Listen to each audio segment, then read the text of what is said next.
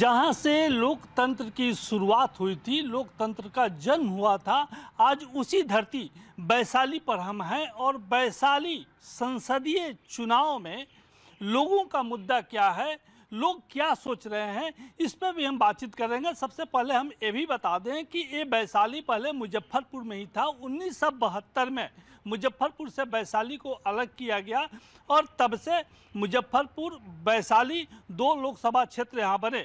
आज वैशाली की बात कर रहे हैं। वैशाली इसलिए ज़्यादा चर्चा में है कि वैशाली पर्यटन स्थल के रूप में यहाँ काफ़ी विख्यात है। दुर्भाग्य यह है कि जितनी भी सरकारें आईं वैशाली पर ध्यान नहीं दी। नतीजा यह हुआ कि पर्यटक स्थल के रूप में स्थापित वैशाली आज भी सुविधाओं के लिए मोहताज है। हालांकि इस पर भी हम बातचीत करेंगे। हमारे साथ तमाम वैशाली संसदीय क्षेत्र के लोग मौजूद हैं, हम उनसे पहले बातचीत करने की कोशिश करते हैं। आप अपना पहले नाम बताइए। केशव कुमार चौबे। केशव जी, ये बताइए कि इस बार वैशाली संसदीय क्षेत्र में सबसे खास क्या है? देखिए, सबसे खास है इस बार जो है विकास के लिए लोग वोट करेंगे। अब तक लोग जातिवाद, क्षेत्रवाद, संप्रदायवाद, इस बार लोग विकास के लिए, और विकास में जो अछूता रह गया है वैशाली, जो लोकतंत्र की जननी है, इस बार वैशाली की जनता विकास के लिए समर्पित होकर वोट करेगी। और जिसको भी वोट करेगी, विकास और विकास के लिए प्रधानमंत्री जी समर्पित है, लगातार कार्य कर रहे हैं। अछूता क्षेत्र है, जहां छूट गया है, जो हमारा कमज़ोर कड़ी है, उसे दुरुस्त करने का कार्य करेंगे। केशव जी, मोदी की गारंटी कितनी है इस इलाके में? जी, मोदी की तो गारंटी है, लेकिन जनता स्थानीय जनप्रतिनिधि की भी गारंटी चाहती है। मोदी की गारंटी पर किसी 12 वरण में किसी को शंका नहीं है। मोदी जी ने सड़क बनाया, सभी के लिए बनाया, आयुष्मान कार्ड बनाया, जाति धर्म संप्रदाय देखकर नहीं बनाया। राशन की राशन सभी वर्गों को मिल रहा है, जो भी उसके योग्य हैं। पात्रता में कोई कमी नहीं है। किसी को ये देख करके नहीं कि ये बीजेपी के लोग हैं और ये आरजेडी के लोग हैं। बगल में विशु जी हमारे डीलर हैं, सुबह में आकर देखिएगा, जो वर्ग हमें वोट नहीं करते हैं वो सबसे ज़्यादा लाइन लगाए हुए रहते हैं। मोदी जी ने किसान को पैसा दिया, उसमें भाजपा लोजपा आरजेडी नहीं देखा। मोदी जी ने जो भी किया है सभी के लिए, इसलिए उनका नारा है सबका साथ, सबका विकास और सभी का विश्वास। और आशा है इस बार मोदी जी सभी का विश्वास जीतने में सफल होंगे। पिछला बार भी जीते थे, तो क्यों नहीं वैशाली का विकास हुआ? वैशाली एक पर्यटक स्थल है, तमाम नेता वहाँ आए, घोषणा भी किए। आपको कहीं से दिल में दर्द नहीं होता है कि अभी तक विकास नहीं हुआ, पर्यटक स्थल के रूप में वैशाली विकसित नहीं हो सका? दर्द तो होता है, लेकिन दर्द क्या बयां करें। अब चूँकि हम लोगों को मोदी जी को देख रहे हैं, और मोदी जी का एक कड़ी, एक सदस्य वैशाली भी है। कहीं पिछले बार की तरह अटल जी की सरकार में एक वोट की चूक न हो जाए, ये सब देखते हुए, मोदी जी को देखते हुए, ऊपर देखते हुए नीचे का सब सरल सुधा, सब अमृत विष सब पीने के लिए तैयार है, क्योंकि मोदी जी पर किसी को शंका नहीं है। यानी 400 का जो नारा है यहाँ बुलंद है। 400 से ऊपर जाएगा। अंडर करेंट है। दलित, शोषित, वंचित वर्ग के लोग मोदी पर विश्वास करते हैं। मोदी पर किसी को कोई अविश्वास का कोई कारण नहीं है। हम पर हो सकता है, स्थानीय जनप्रतिनिधि पर हो सकता है, मोदी पर किसी को अविश्वास नहीं है। विपक्ष के बारे में क्या सोचते हैं? विपक्ष भी तो एक मजबूत कैंडिडेट दिया है, मुन्ना शुक्ला को यहाँ उतारा है, तो क्या आप लोग सोचते हैं विपक्ष के बारे में, या मोदी की गारंटी के बारे में क्या सोचते हैं? मोदी की गारंटी का मतलब है गारंटी पूरी होने की गारंटी। और मोदी जी का विकास देश के हर कोने में पहुंचा है, चाहे वो 4 लेन हो, स्वास्थ्य बीमा योजना हो, किसान को जो राशि मिलता है वो हो, या फ्री राशन जो मिलता है, हर वर्ग के लोग बढ़ चढ़ के उसमें लेते हैं। 3 तलाक का मुद्दा था, उसमें महिलाएं भी जो हैं, जो पढ़ी लिखी महिलाएं हैं मुस्लिम में, वो जाती है कह के कि हम विपक्ष को देंगे, लेकिन वहाँ उनको अपने हित का ध्यान रखते हुए लॉ से मोदी जी के कमल का बटन दबा देते हैं। उनको लगता है कि मेरा भविष्य भी मोदी जी ही सुरक्षित रखेंगे।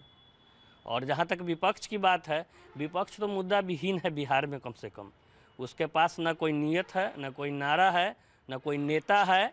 आपस में लोग लड़ रहे हैं और वो तैयारी कर रहे हैं 25 का, और दिखावा कर रहे हैं 2024 में।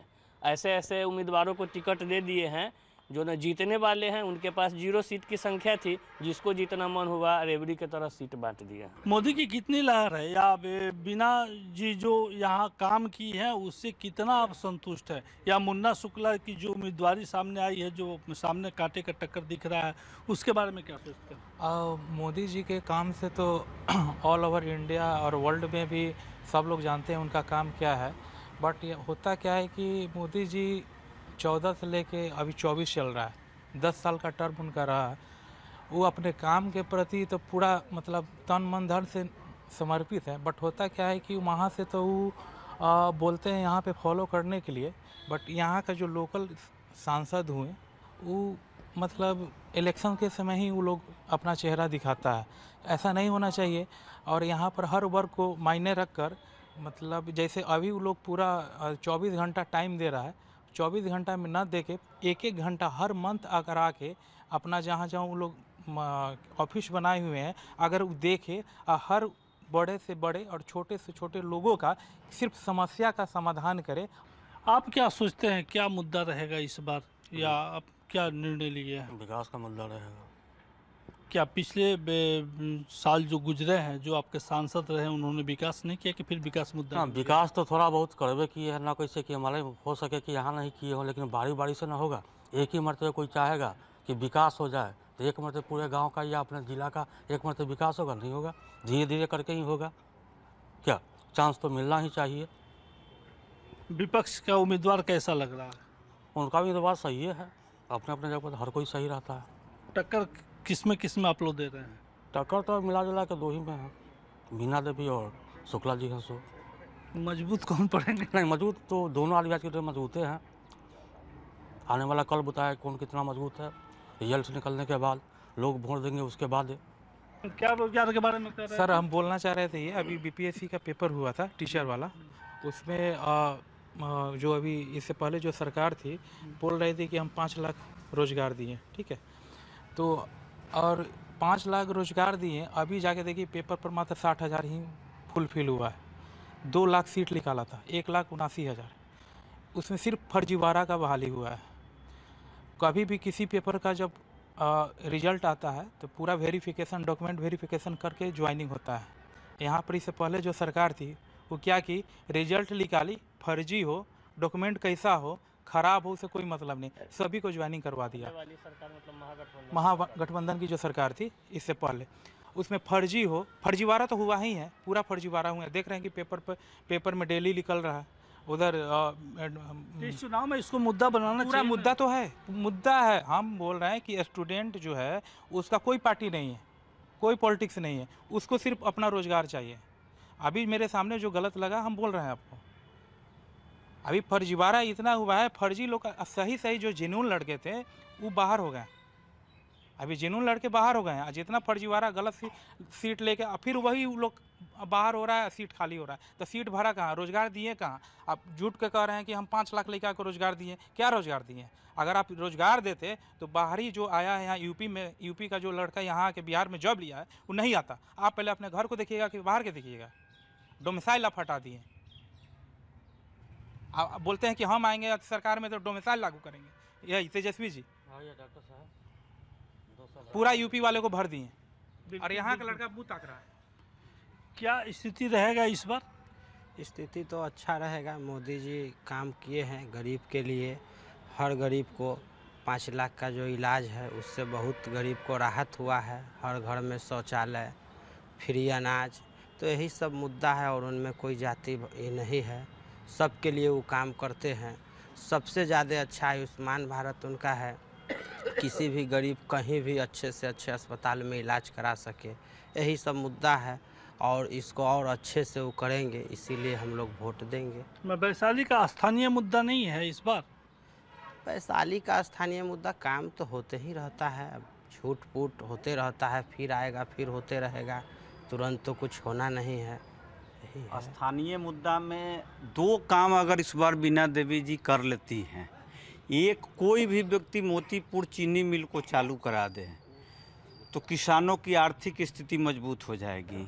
हम लोग तो पैदा नहीं लिए थे, लेकिन लोग कहते हैं कि उस समय हर किसान के पास आर्थिक स्थिति मजबूत हुआ जब मोतीपुर चीनी मिल चालू था, और पता ही एयरपोर्ट को चालू कर दिया जाए तो छोटा ही उड़ान सही, बड़ी उड़ान की कोई बात नहीं है, लेकिन हम तो देखते हैं कि जब यहाँ से लोग पटना जाके आने का 3000 भाड़ा टैक्सी का देते हैं, अगर यहाँ से फ़्लाइट पटना के लिए 1000 रुपये का हो जाएगा तो भी बहुत सारे ऐसे लोग हैं जो 1000 रुपये लगा कर